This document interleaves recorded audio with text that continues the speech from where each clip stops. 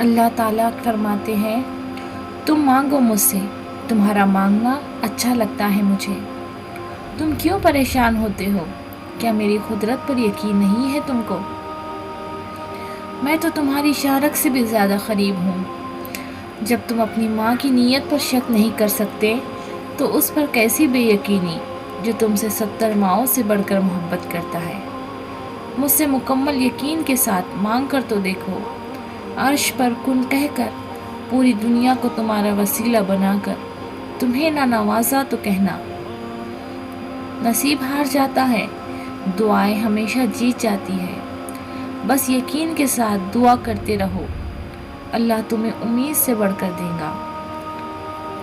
بعض دفعہ انسان بہت ٹوٹ جاتا ہے جب اسے لگتا ہے کہ اللہ نے اسے وہ شخص یا وہ شے نہیں دی جس کا وہ طلبگار تھا۔ وقتی توڑ پھوڑ کبھی اسے اللہ کے قریب کر دیتی ہے اور کبھی باغی، لیکن وہ اللہ انسان کو بار بار یہ احساس دلاتا ہے کہ اے میرے بندے، تیرے حق میں میرا فیصلہ تیری چاہ سے بہتر تھا۔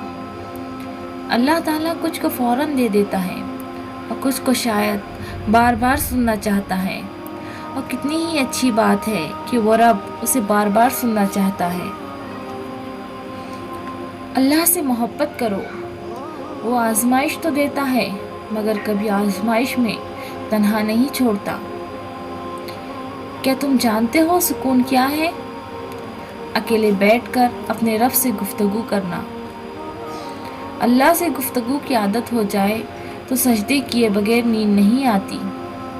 انسان کی سب سے بڑی ضرورت سکون ہے، اور سکون صرف اللہ کی یاد میں ہے، اور جو اللہ کی یاد سے غافل ہو جاتا ہے،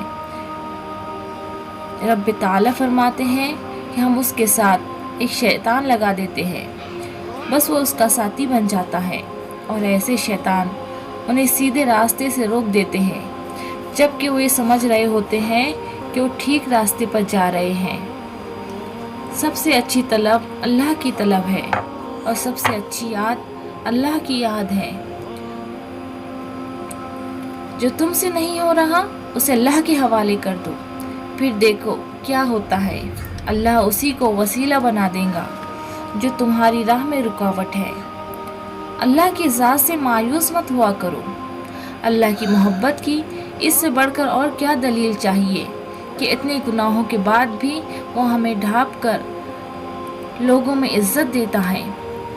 تمہاری تکلیف ایک بوند کی طرح ہے، اور رب کی تم سے محبت ٹھاٹے مارتے سمندر کی مانند۔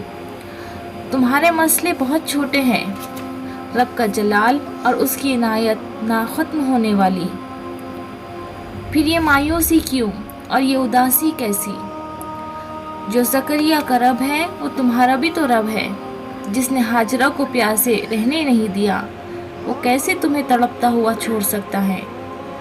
جس نے زکریا کو عمر کے آخری حصے میں اولاد سے نواز دیا، وہ پھر کیسے تمہاری کہانی کو نامکمل چھوڑ سکتا ہے؟